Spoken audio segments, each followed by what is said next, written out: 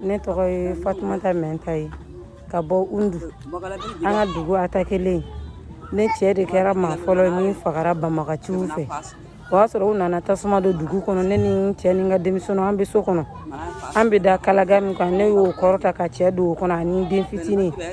Mɔgɔ ninnu nana so kɔnɔna bɛɛ f'i ye u ma cɛ ye.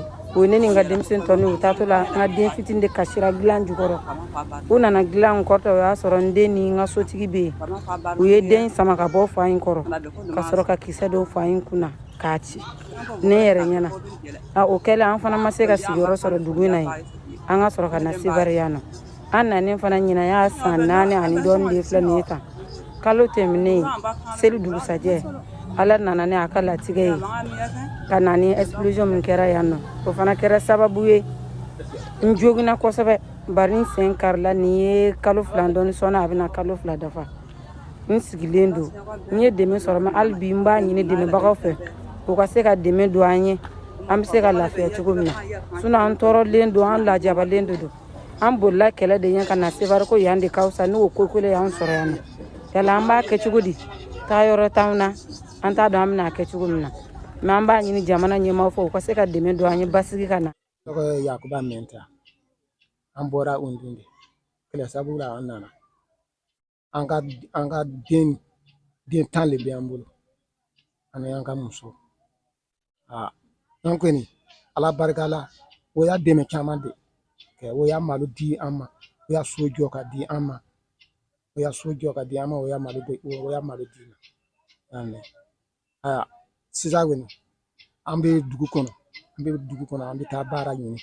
Mɔnsɔn baara lon dɔ 400 lon dɔ 500 an bɛ wele sɔrɔ ka na ka denmisɛn ninnu balo. N bɛ na ka denmisɛn ninnu balo.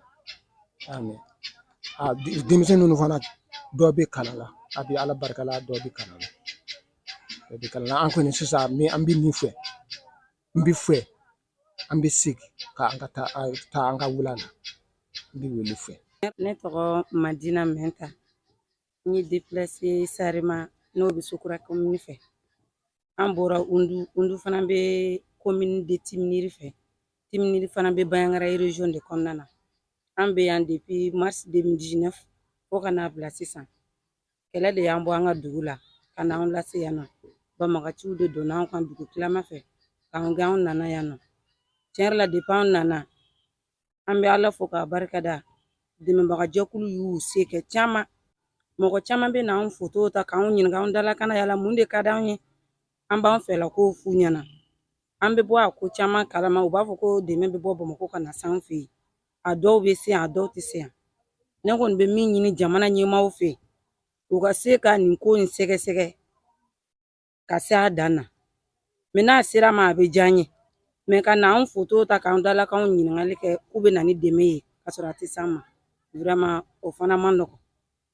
Mais an bɛ min ɲini hali sisan Ala ka na ni basigi jamana in kɔnɔ. An kɔni min ka d'an ye basigi ka na an ka segin an sigiyɔrɔ la.